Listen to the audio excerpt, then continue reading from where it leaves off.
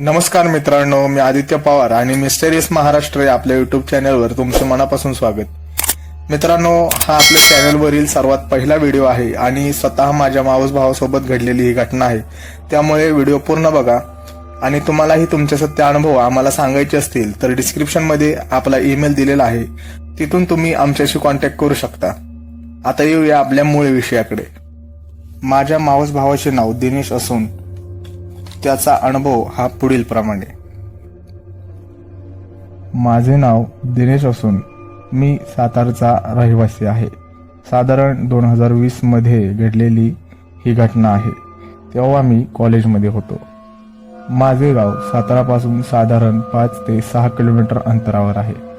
जवळच डोंगरदऱ्या असल्याने सुट्टीच्या दिवशी मी व माझे मित्र डोंगरावर गुरे चारण्यासाठी जात असायचो.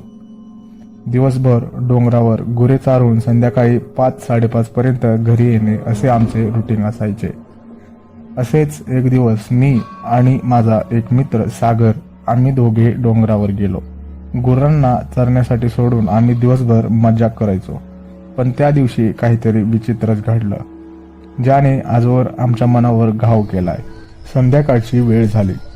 साधारण 4:30-5 वाजले होते आणि आम्ही सर्व गुरे खाली पायथ्याला घेऊन जाण्यासाठी निघालो. माझी गुरे हुशार होती. त्या बरोबर त्यांचा टाइम झाला की डोंगर उतरायला लागायचे. अगदी एखाद्या वेळी कोण नसलं तरी सहज घरी यायचे. पण त्या दिवशी मात्र भलतंच घडलं. नेहमीच्या वेळेवर आम्ही घरी जाण्यासाठी निघालो, पण माझी एक म्हैस कमी होती. याआधी असं कधीही झालं नव्हतं. मी थोडं घाबरलो, कारण तेव्हा डोंगरात लांडगे आहेत ही चर्चा मोठ्या प्रमाणावर होती. बाकीच्या गुरांना पुढे पाठवून मी म्हैस शोधू लागलो. सागर सुद्धा माझ्या सोबत होता. खूप वेळ शोध घेऊनही मला म्हैस सापडेना.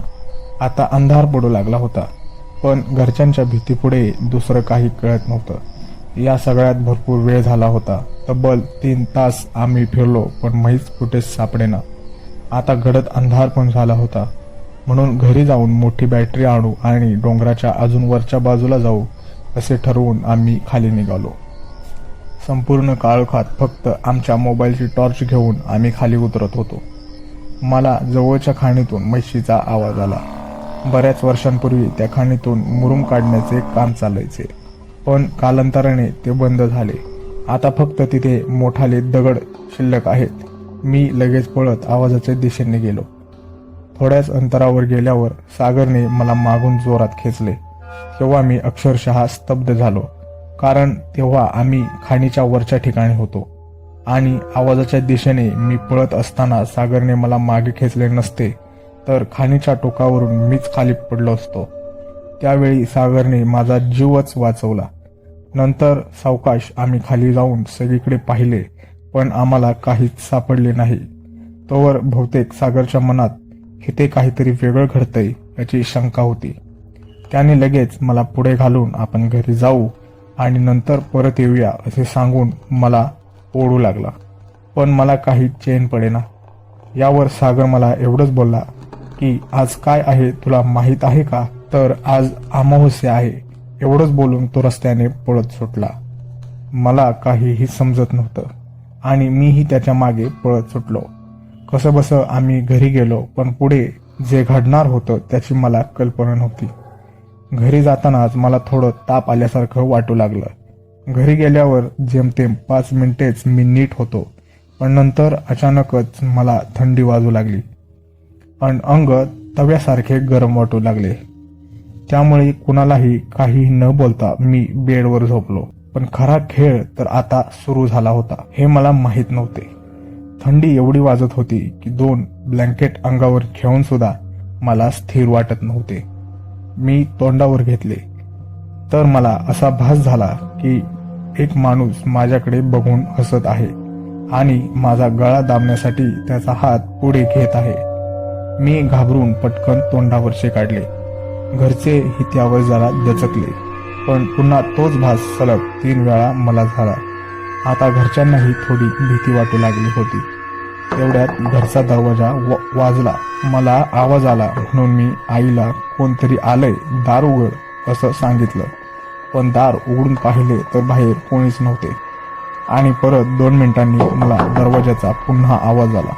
कोणीतरी बाहेरून जोरात दरवाजा वाजवतंय असे मला वाटत होते. मी परत आईला दरवाजा उघडण्यासाठी सांगितलं, पण आता माझ्या घरच्यांना बहुतेक काहीतरी मला बाधा झाली अशी शंका येऊ लागली. त्यामुळे त्यांनी माझे ऐकले नाही. अजूनही दरवाजा वाजतच होता आणि आता कोणतरी जोरजोरात दरवाजावर जणू बुक्क्याच मारतय असं वाटत होतं. म्हणून उठवत नसतानाही रागारागाने मीच दरवाजा उघडण्यासाठी गेलो. पण पाहतो तर काय, बाहेर कोणीच नाही. आता मात्र मला पण आपल्यासोबत विचित्रच काहीतरी घडतंय याची खात्री पटली. माझ्या वडिलांनीही लगेच मला आराम करायला सांगून त्यांच्या ओळखीच्याच एका देवाचं बघणाऱ्याला फोन केला. त्यांना सर्व गोष्टी सांगितल्या. त्यांना बहुतेक काहीतरी समजलं असावं. त्यांनी माझ्यासाठी एक उतारा करायला सांगितला आणि बाकीचं उद्या सांगतो असे सांगून त्यांनी फोन ठेवला. पण त्यांनी काय करायचं हे सांगत असताना अचानकच मी ज्या बेडवर झोपलो होतो त्यावर जोरजोरात कोणीतरी लाथा मारतंय असे वाटले. मी तर अक्षरशः घाबरून थरथर कापत होतो. पण जणू कोणी रागात लाथा मारतंय असा मोठ्याने आवाज येत होता. माझ्या वडिलांनी लगेचच सांगितलेला उतारा केला. त्या दिवशी मला थोडेफार बरे वाटले. कसं तरी रात्र काढली. दुसऱ्या दिवशी वडिलांनी त्या देवऋषाला फोन केला आणि त्यांनी जे सांगितलं ते ऐकून सगळ्यांच्याच जणू पायाखालची जमीन सरकली. मी सांगितले की काल तुमचा मुलगा ज्या ठिकाणी गेला होता त्या खाणीत काही वर्षांपूर्वी एक व्यक्ती वरून पडून मेलेला आहे आणि तुमच्या मुलाला देखील त्याच प्रकारे खाणीत पाडून मारण्याचा त्याचा विचार होता. परंतु तसं झालं नाही, म्हणून तो त्याच्या मागे घरापर्यंत आला आहे आणि आता त्याला शांत करण्यासाठी तुमच्या मुलाच्या अंगावरून एक कोंबडा त्याला सोडावा लागेल, तरच तो याची पाठ सोडेल.